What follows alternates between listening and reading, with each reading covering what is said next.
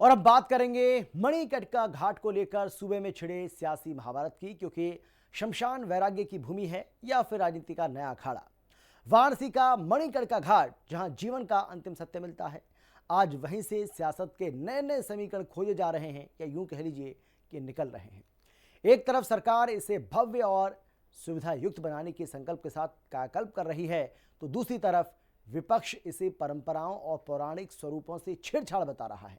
सवाल यह है कि क्या विकास की आधुनिक चमक में मणिकर्णिका की वो सनातन पहचान सुरक्षित रहेगी, या फिर आस्था के सबसे बड़े केंद्र पर भी अब क्रेडिट की राजनीति हावी हो चुकी है। इस मामले में विपक्ष के नेताओं पर हुई एफआईआर के बाद मामला और ज्यादा बिगड़ चुका है। सत्ता पक्ष और विपक्ष आमने सामने हैं।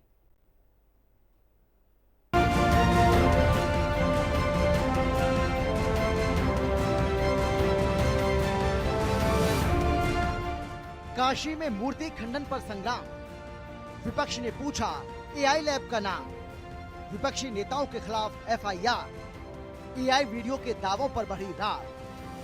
वाराणसी के मणिकर्णिका घाट के पुनर्विकास को लेकर उत्तर प्रदेश में छिड़े राजनीतिक विवाद के बीच पुलिस ने भ्रामक और एआई जनरेटेड सामग्री फैलाने के आरोप में 8 लोगों के खिलाफ एफआईआर दर्ज की है, जिसके बाद सूबे का सियासी पारा चढ़ गया। वाराणसी पुलिस ने विपक्षी नेताओं और सोशल मीडिया यूजर्स समेत कुल 8 लोगों को नामजद किया है। इनमें मुख्य रूप से आम आदमी पार्टी के राज्यसभा सांसद संजय सिंह, पूर्णिया से लोकसभा सांसद पप्पू यादव और कांग्रेस नेता जसविंदर कौर शामिल हैं। इन नेताओं के खिलाफ एफआईआर दर्ज होने के बाद सियासी बयानबाजी और तेज हो गई। अखिलेश यादव ने ट्वीट कर सरकार से पूछा कि सरकार ने किस एआई लैब से जांच करवाई, इसका प्रमाण दे। उन्होंने तंज भरे लहजे में लिखा कि भाजपा की हर झूठ की एक दवाई, पकड़े जाओ तो कहो ये है एआई। कांग्रेस और आम आदमी पार्टी ने भी एफआईआर पर सवाल उठाए और कहा कि सच बोलने की सजा दी जा रही है, जबकि एफआईआर उन पापियों पर होनी चाहिए जिन्होंने मंदिर तोड़ा है। वहीं बीजेपी का कहना है कि भ्रम और झूठ फैलाओगे तो पुलिस अपनी कार्रवाई करेगी ही।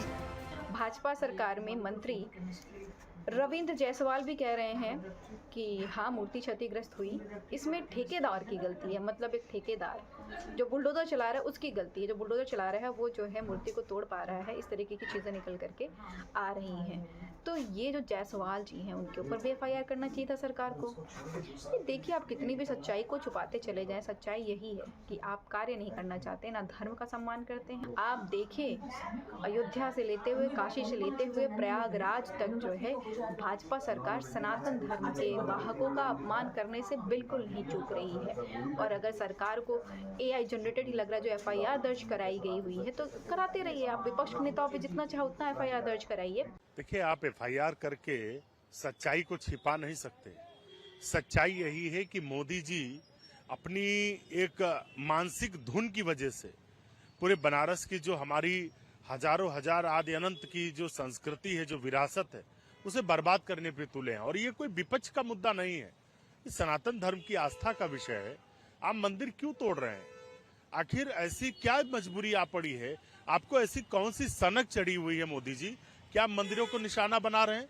जो काम औरंगजेब नहीं कर पाया, जो काम दूसरे और लोग नहीं कर पाए, तानाशाह नहीं कर पाए, आप वो काम करने में लगे हैं। जो बनारस की संस्कृति है उसे बख्श दीजिए। अपनी राजनीति आप खूब करते ही हैं हिंदू मुसलमान की, लेकिन कम से कम मंदिरों को बख्श दीजिए। बजाय इसके कि उन पापियों पर कार्रवाई की जाए जिन्होंने मंदिर तोड़ा, बजाय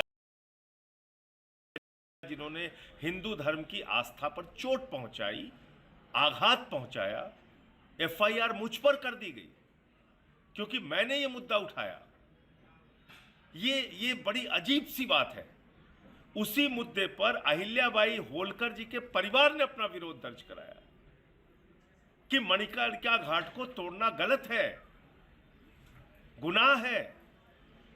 लोकसभा की पूर्व अध्यक्ष सुमित्रा महाजन जी, जो स्वयं भारतीय जनता पार्टी से आती हैं, उन्होंने इसका विरोध किया कि मणिकर्णिका घाट पर मंदिरों को तोड़ना पूरी तरीके से गलत है, अवैध है। बनारस में मणिकर्णिका घाट को लेकर जिस तरह से कार्रवाइयाँ विपक्ष के कुछ लोगों द्वारा की जा रही है, वो निंदनीय है। इतनी निंदनीय है कि उसको जनता कभी माफ़ नहीं करेगी। जनता उनके काले मन को और उनके बदनुमा चेहरों को पहचान गई है और आने वाले समय में इसका जवाब देगी। योगी जी और मोदी जी के नेतृत्व में जिस तरह से एक अभियान चल रहा है, वो अपने आप में दुर्लभ है, अद्भुत है, सराहनीय है। ये चलता रहना चाहिए।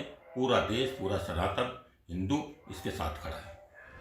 वैसे तो काशी के मणिकर्णिका घाट से उठने वाला धुआं जीवन के अंतिम सत्य का प्रतीक रहा है, लेकिन आज इसी घाट के इर्द गिर्द जो सियासी धुआं उठ रहा है, उसने आस्था और विकास के बीच एक बड़ी लकीर खींच दी है। सालों साल तक जिस मणिकर्णिका घाट की बदहाली पर सबने आंखें मूंद रखी थी, आज जब वहां बुनियादी सुविधाएं और सुंदरीकरण की कोशिश हो रही है, तो क्या इसमें केवल कमियां ढूंढना ही राजनीति है? क्या आस्था के नाम पर विकास को रोकना जनहित में है, या सिर्फ वोट बैंक को साधने की एक नई बिसात है? सवाल तो ये भी, क्या विकास की संधि दौड़ में विरासत की रूह को नजरअंदाज किया जा रहा है, जिसका आरोप विपक्ष लगा रहा है?